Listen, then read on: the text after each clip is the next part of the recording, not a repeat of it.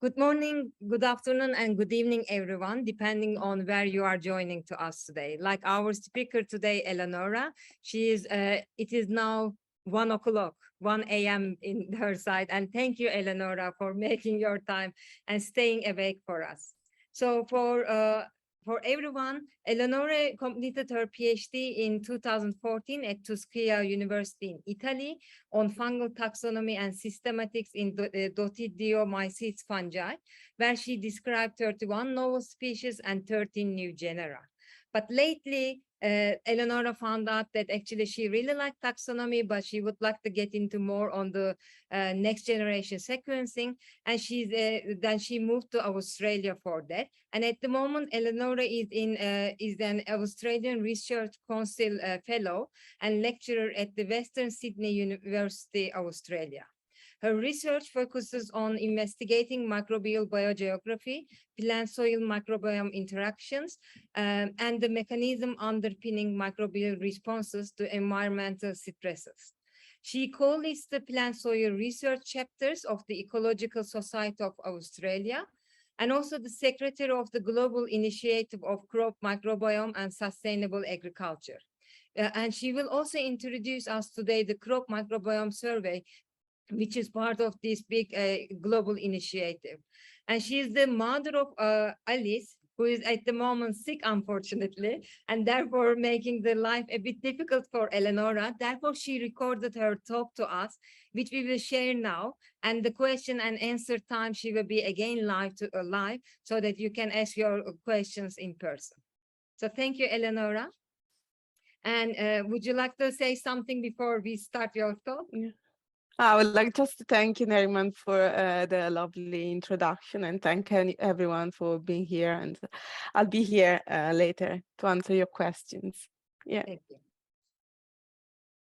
Hello, everyone. I would like to start by thanking the organizers for giving me the opportunity to present today.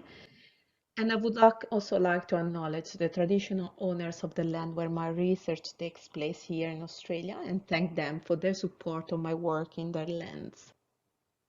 I would like also to introduce you to the beautiful continent where I live, Australia, which is a huge portion of the terrestrial areas of the world. And it's also one of the driest continents on Earth. In Australia, indeed, much of the landmass is dry and include extensive areas of arid scrubs and deserts. The so-called rangelands or outback occupy 80% of the continent and include savannas, woodlands, shrublands, grasslands, and wetlands. Climate also determines major vegetation patterns in Australia, where we see a predominance of eucalypt forests and temperate grasslands in the coastal areas, while when moving towards the inland, the continent becomes dominated by arid hammock and tussock grasslands. And grasslands are really an important ecosystem for the outback, the rangelands of Australia. They support specialist species and threatened ecological communities, but are also of great value for the Australian economy, contribute to a large proportion of the economic growth every year through pastoralism, and are also of great value to indigenous communities that have their livelihood there. However, they're also at risk from climate change. More than 50% of Australian grasslands are considered to be threatened by changes in rainfall and temperature regimes. As you know, most of the efforts are usually put to characterize vegetation and animal communities, especially in these widespread ecosystems. However, recently efforts have been made to also characterize the below-ground communities associated with these important Australian systems, such as grasslands. And this is thanks to the Australian Microbiome Initiative, and in particular BASE, which stands for Biomes of Australian Soil Environments, which is a continental-scale collaborative project that aims to characterize the diversity and ecosystem service provision of the microorganisms that inhabit natural ecosystems in Australia. This initiative has been launched in 2016 and so far has provided microbial data for thousands of soils across the continent And this is a data set that is available to everyone. We have recently used it to characterize shift in diversity and structure of fungal communities from tussock grasslands across the continent. To do this, we selected samples representative of sites from arid, coastal mountain, and arid grasslands across the continent, and looked at the fungal communities, in particular shift in composition and diversity in relationship with the climatic and edaphic parameters.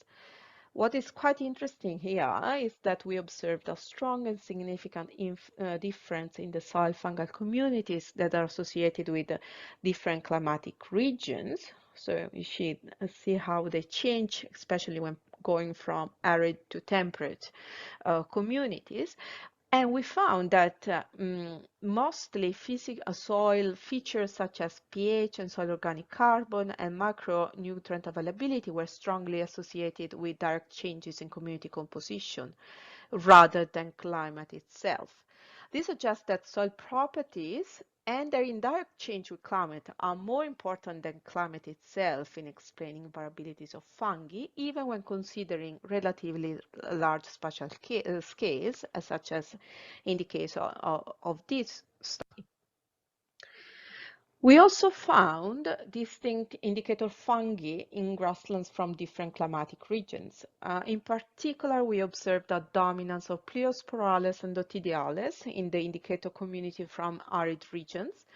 And these fungal groups are widespread dryland, especially, so it's not quite surprising they dominate here. For example, in a global assessment of the dominant fungal taxa worldwide, that we conducted recently, we found that there is indeed a dryland cluster dominated by members of the orders Pleosporale and Dotidiales, such Cladosporium and Alternaria, which we also found in the Australian indicator community. And this dominance of Pleosporales and Dotidiales in dry system is due to the several physiological strategies that allow these fungi to maintain metabolic activity and conserve energy, avoiding cellular damages. These include, among the others, the production of melanin. They're often very dark and melanized, which protect them from UV radiation, and also due to the production of exopolysaccharides and solutes, which help maintain homeostasis under water stress.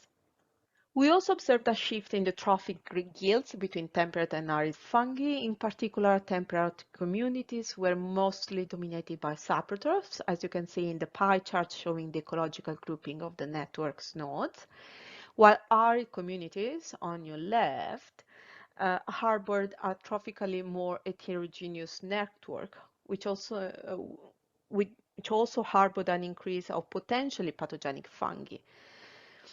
Co-occurrence patterns between fungi, temperate fungi were also consistently stronger than those between arid fungi. So altogether, these results suggest that changes in aridity really influence the fungal yields, composition, and potentially also the biotic relationship of these microbial communities in soils.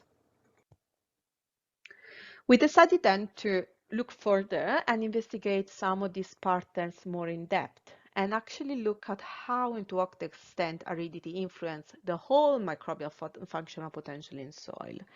So I'm now going to present a study that I'm conducting in collaboration with Professor Heloise Gibb and Dr. Horshi Decker from La Trobe University, that was supported by our research grant from the Thomas Davies Foundation here in Australia.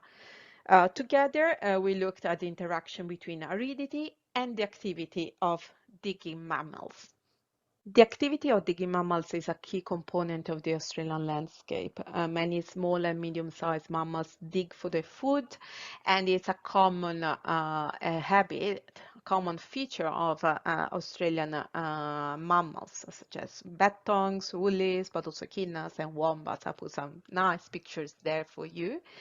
And the physical displacement of soil, which is called bioturbation, is a really critical form of ecosystem engineering because of its effect on the development of soil, but also foraging by these mammals creates many pits, which gradually fill up with soil and leaf litter. And this cycle of pit excavation and soil reformation and ends up changing the structure of the soil and also the composition of the litter layer, and generates habitat heterogeneity and eventually influence also soil processes.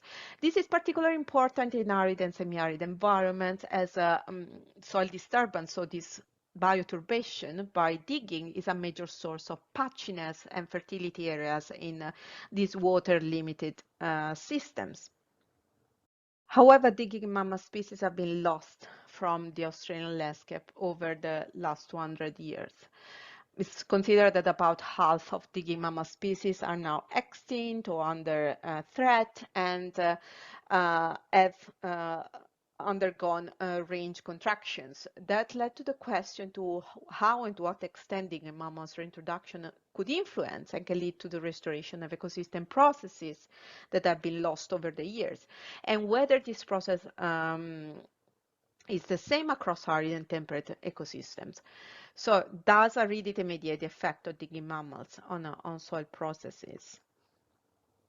In particular, my colleague Orsi Decker recently led a study looking at how reintroduction of digging mammals influenced microbial enzymatic activity and the nutrient and carbon pools in several reserves across the continent, where reintroduction reserves were established. In comparison to plots where mammals were absent, she found that bioturbation was associated with a higher enzymatic activity, in particular in association with enzymes linked with carbon use and phosphorus cycling, as you can see on the panel on your left. And this effect was independent of the aridity level of the reserves. On the contrary, however, she found that the effect of bioturbation on nitrogen and carbon availability was strongly dependent on aridity and was less evident in the more wet ecosystem. So this suggests that increasing rainfall might buffer the effect of bioturbation in these systems.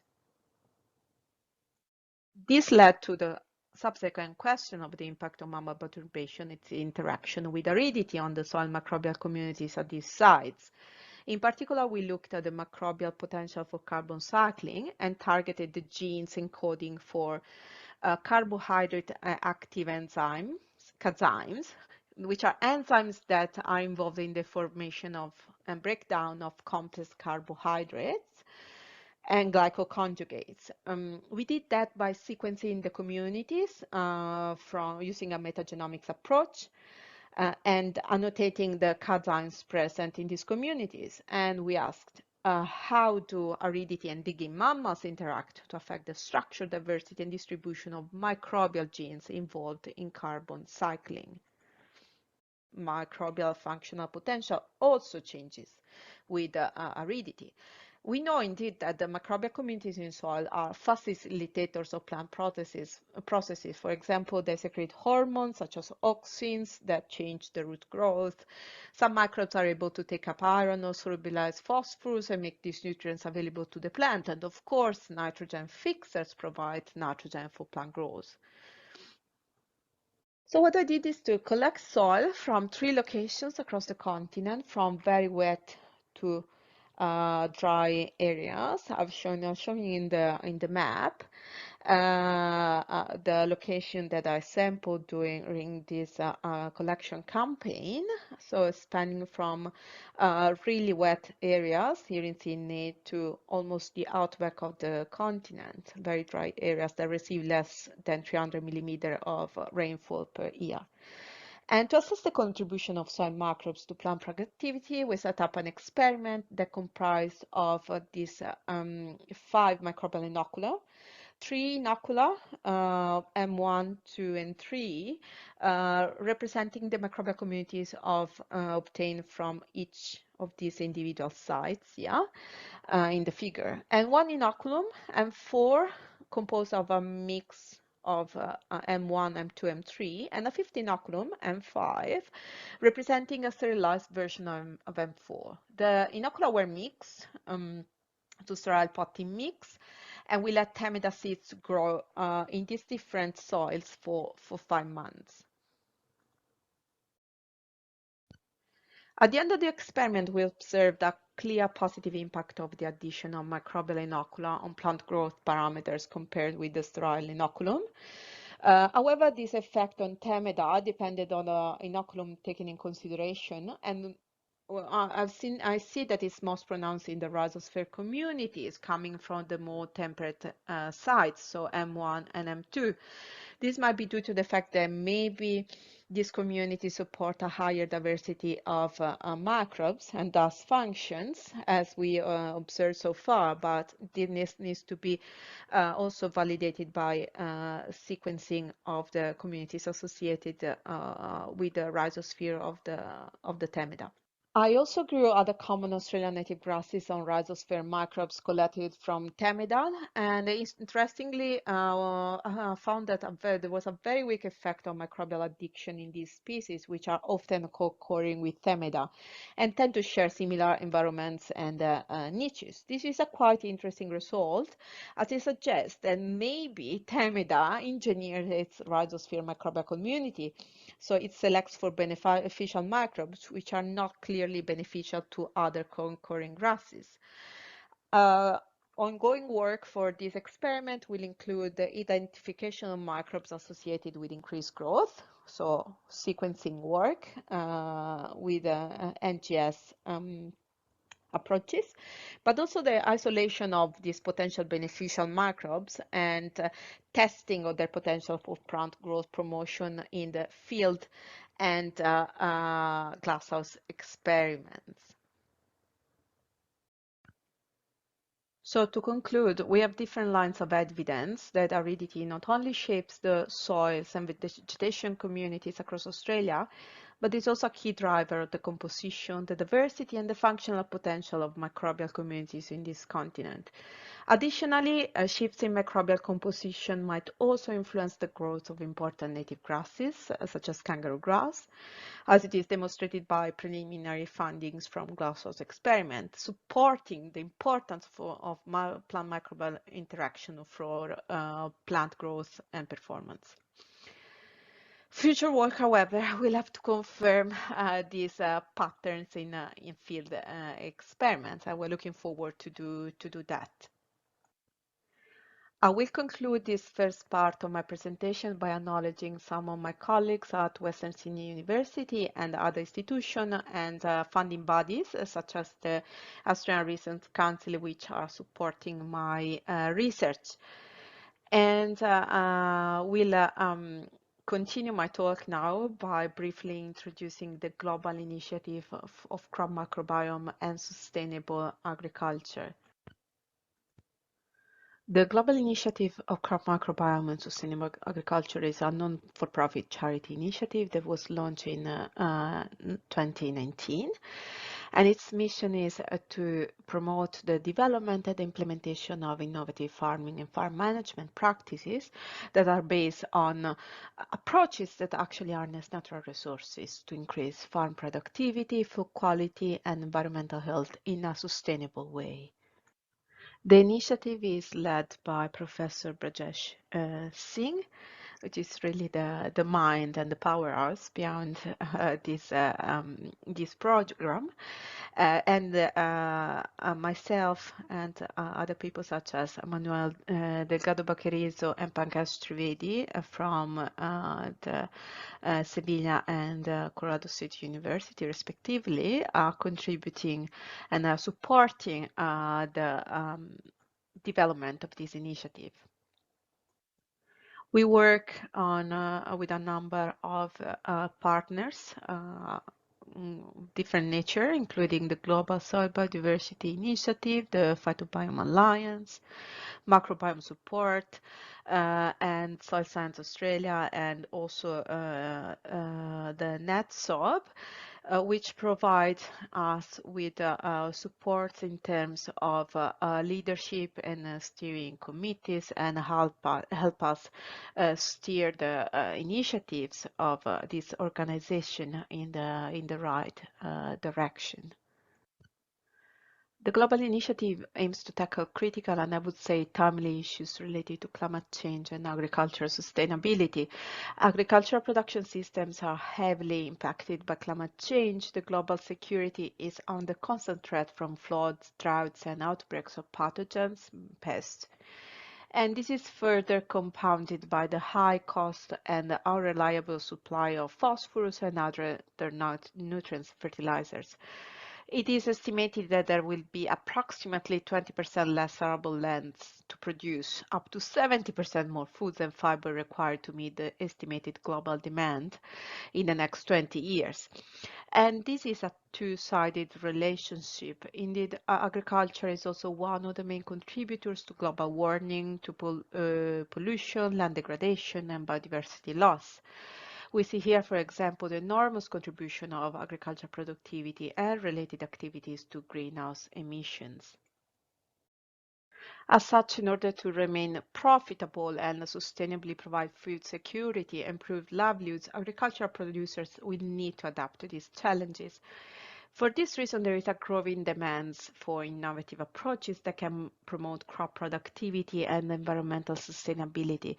Consequently, multiple intergovernmental organizations, for example, the Food and Agriculture Organization of the United Nations, have recommended the development of natural products that complement conventional farming practices to ensure the sustainable provision for food and fibers. These demands come from different perspectives. There's an economic, of course, a need, because current practices result in high cost of production and low margin of profitability. There is a social demand, because consumers desire chemical-free foods, and also environmental concern, because we need to minimize water and air pollution. There is also need for new policy on how to implement these changes. The initiative contribution to these issues is twofold. We have an engagement activity, and it's mainly through the Journal of Sustainable Environment Agriculture, which we have launched in 2021 in collaboration with Wiley. And it's a journal that encourages submission of research on mechanistic understanding sustainable approaches, but also emerging tools to fill current gaps in the publishing industry in this field. And we particularly welcome glasshouse and field experiments, which have to been set up to understand the mechanism and the interaction between plant and soils. And now we can use that to increase productivity and reduce environmental impacts. We also have a scientific agenda to fill critical knowledge gaps in the field of agricultural sustainability. We have launched in 2019 the Crop Microbiome Survey, which aims to establish a global collaborative network to collect soils from natural and crop ecosystems worldwide. We aim to identify a list of species of bacteria, fungi, and microfauna, and characterize their functional attributes in crop microbiomes worldwide. The main reason behind this is that plants and their associated microbes share a long history of co-evolutionary interactions made of motor recognition and immune system compatibility.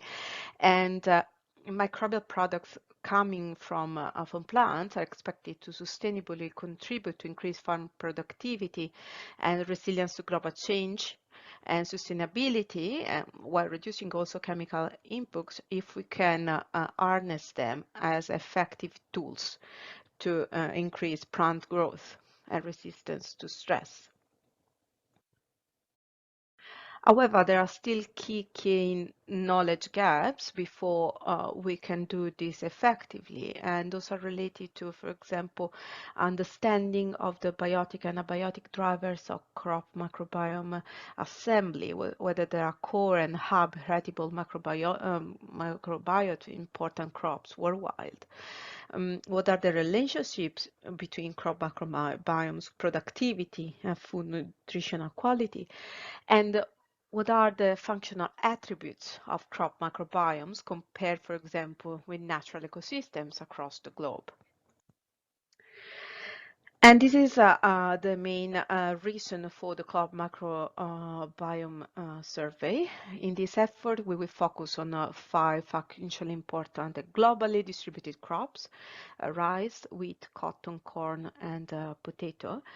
And we'll launch an expression of interest to join our network in 2019 with an outstanding response from the scientific community to collect samples worldwide. However, we got more than 150 scientific groups and more than 70 countries involved globally. Of course, everything has been very much complicated by COVID, so we are still in the process of acquiring samples.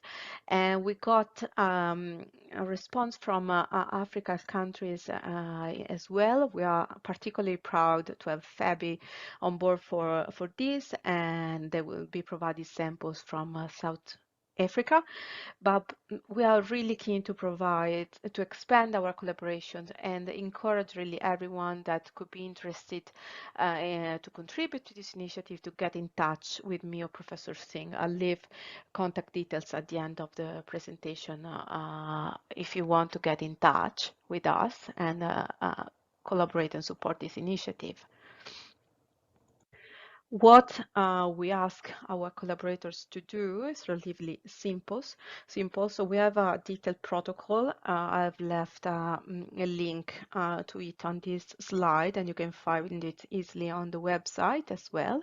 But basically what we ask collaborators to do is to get out, select 5 farms across a 100 kilometers radius, or whatever they find suitable in the area. Each farm on the possibly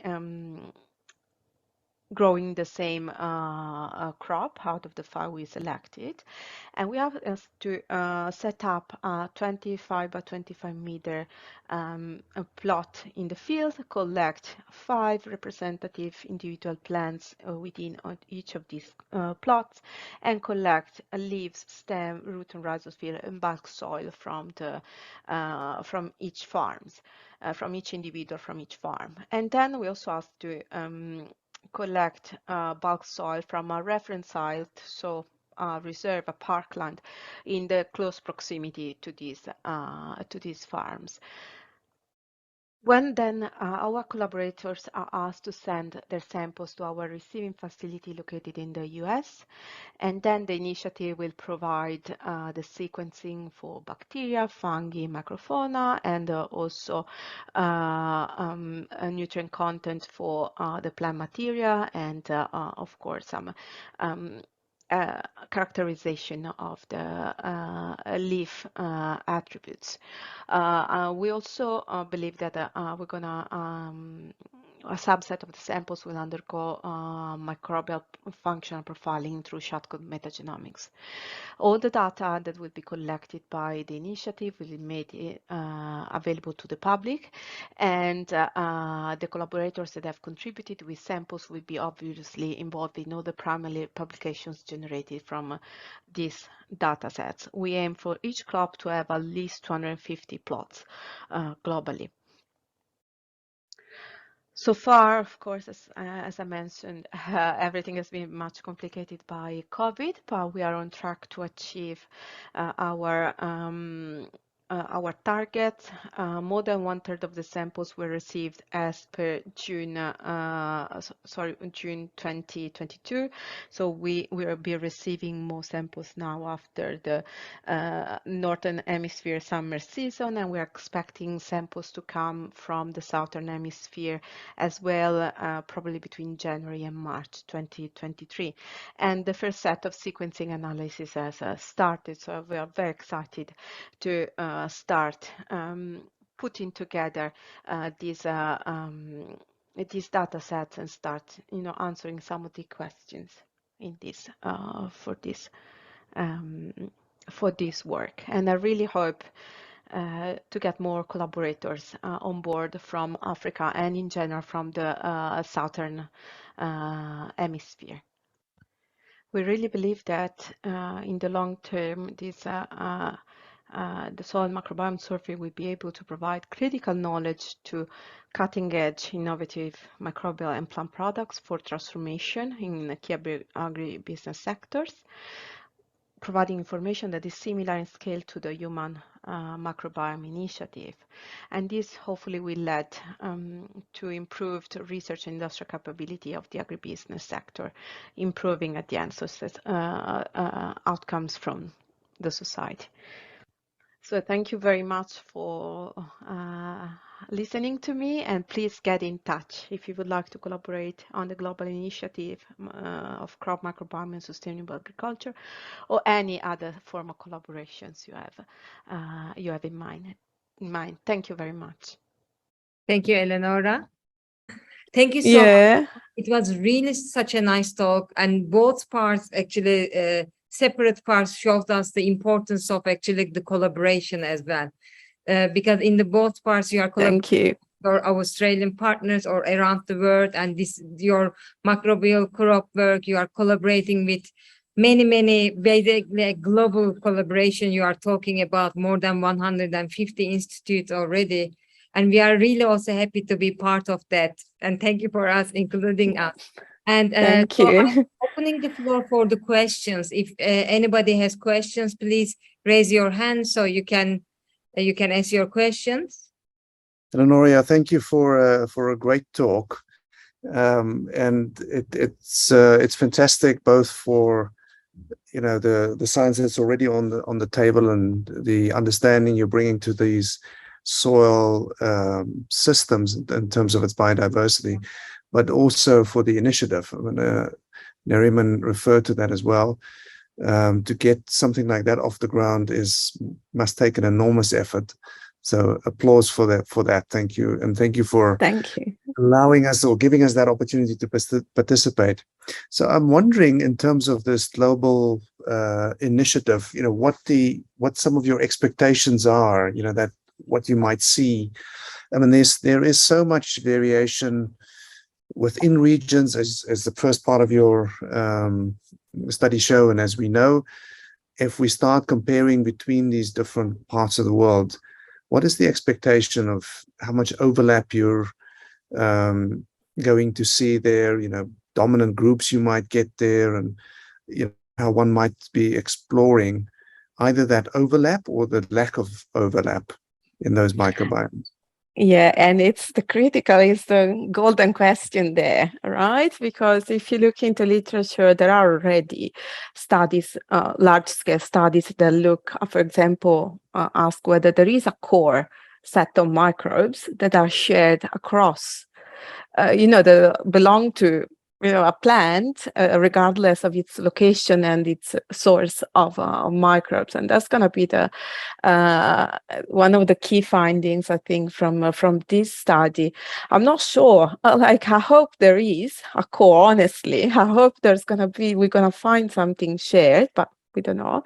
Just because I think it's going to make somehow easier to target those microbes that we know are critical. So if all the plants acquire them, they must be critical, having some housekeeping functions right, for the growth of these crops. So hopefully we'd be able to find some patterns there. But even if we don't, that's, I think, a very useful information, because that's gonna tell us that maybe we need to tailor all our interventions to that particular location and that particular crop to make it, maybe improve its performance. So whatever is going to be the answer there that we find is going to be, I think, steer the direction on how we approach future manipulations that we can do on crops. So, and I expect, I don't know about whether you can expect differences between bacteria and fungi,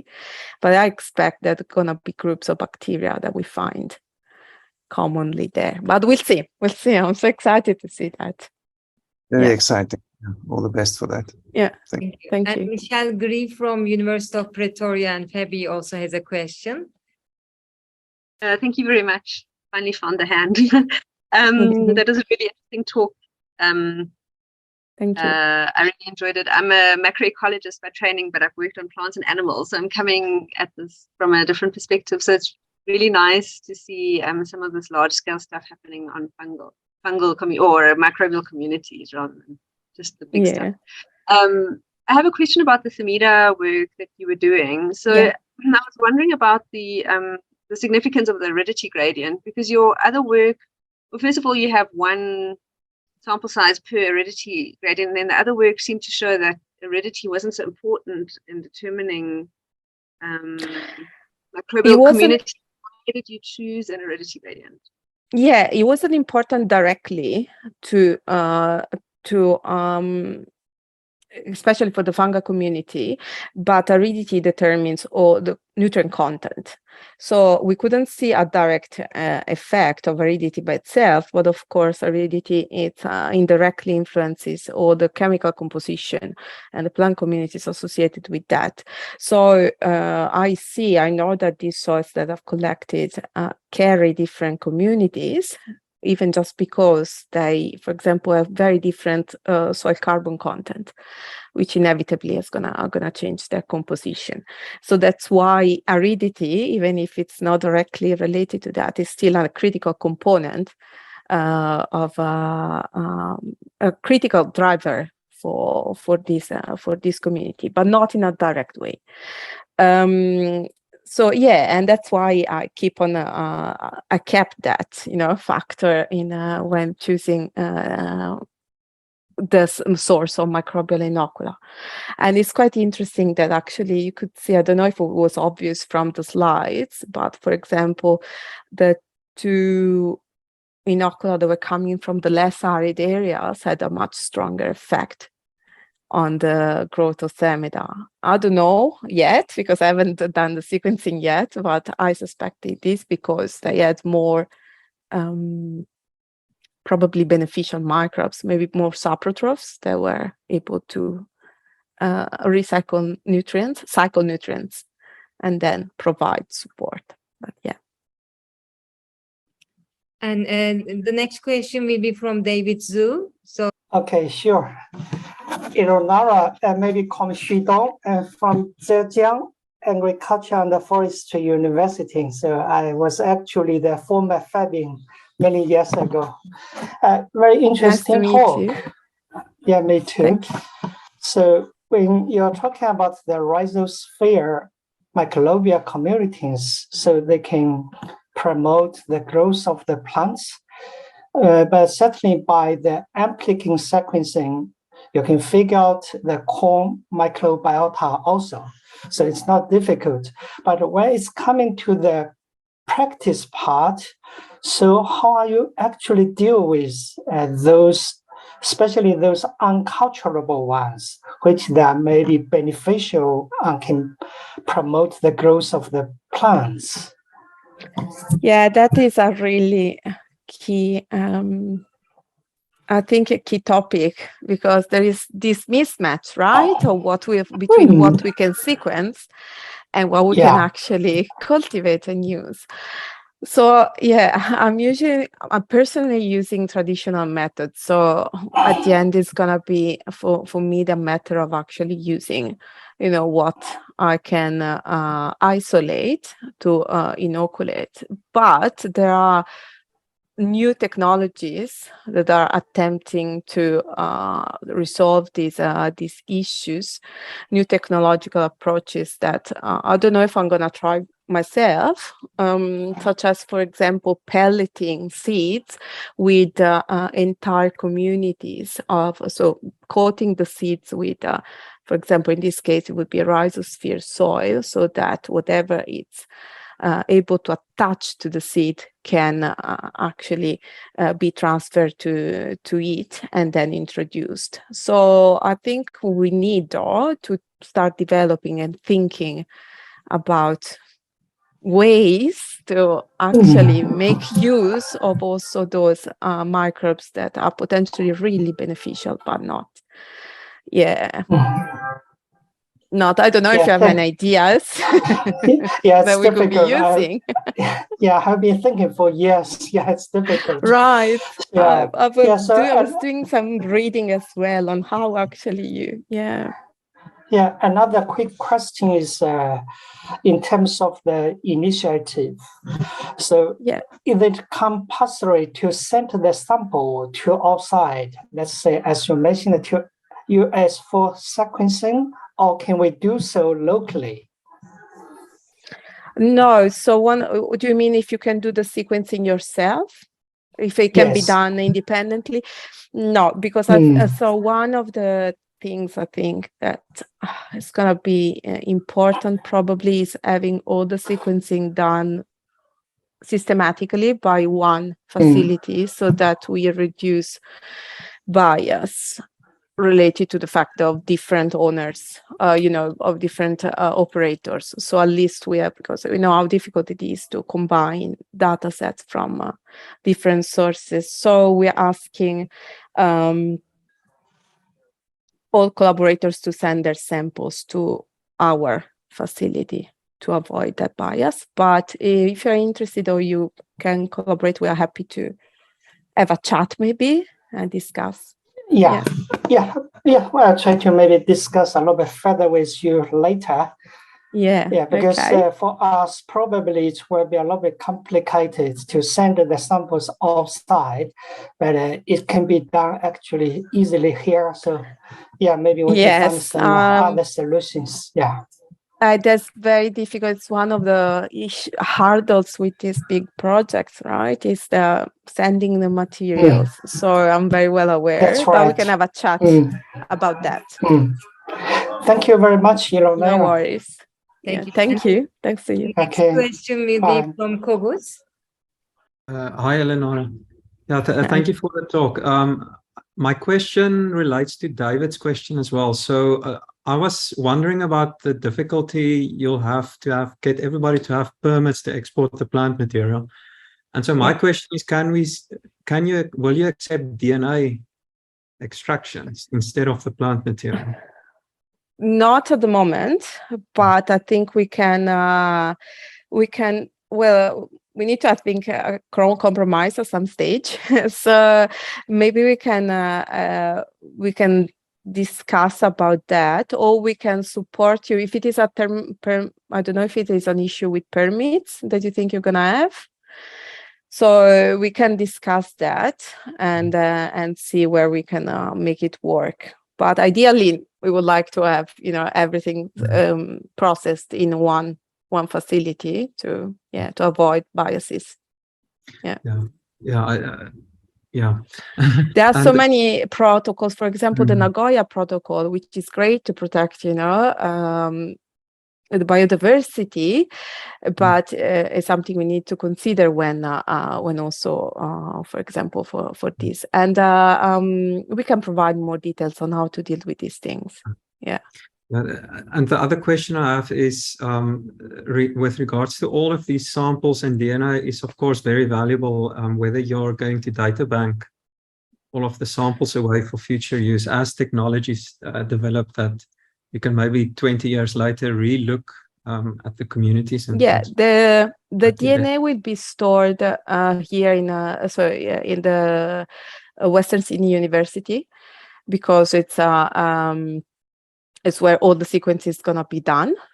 So we're gonna have all the DNA, and we're gonna keep, of course, subsamples of the soil and plant and leaf material where practicable. I don't think we can keep the plant material, but we're gonna keep definitely the soil material, a subset of it for future use. Yes, it's not a formal biobank at the moment, but it's definitely something to consider in Yeah, to make it I look formally available. Yeah, thank you. Yeah, we look forward to contributing and helping where we can. Yeah, of course. Thank you very much. Thank you. And if there is no other question, or if you have questions, believe me, Eleonora is always available and she can answer you anytime. But At any time, clearly. exactly, anytime, as you can see, 2 a.m. the meeting. Because we both also, actually, we met with Eleonora at CBS, where we were working day and night, basically. So we are used. Yes, it's true. Weekends as well. I saw Ewald is there, so Ewald, nothing bad we said about CBS, don't worry. No. But yeah, so Never. Eleonora, thank you, Eleonora, again for your amazing talk, really an inspiring talk. Thank you. Showing us the importance of like the new techniques, but also like making the collaboration throughout the way. And it is also very nice to see that we continuously you meet with early career and still continue your friendship, but also as a collaborative way. And it is great. And like Bernard also noticed that please follow Eleonora on Twitter as well, because like me, she also likes Twitter. And this is yeah.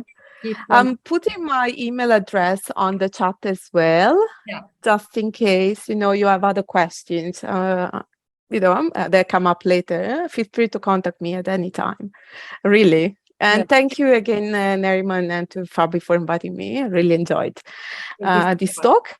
And I'm handing over to Bernard to close our session. Yeah, I'll be very brief, Eleonora, because I need to get to bed. Thank you. Thank you so much for making the time to share a fabulous project with us. And we look forward to just seeing, fantastic and fabulous biology and diversity emerging from this, and answers that are important to the world. Thank you for a talk, for allowing us to participate, and we look forward to much more. Okay, thank you very much again, and have a lovely evening, I think, for you guys. Okay. Thank you. Thank you. Thank you, everyone. See you next month. All the best. Bye. Thank you. Bye.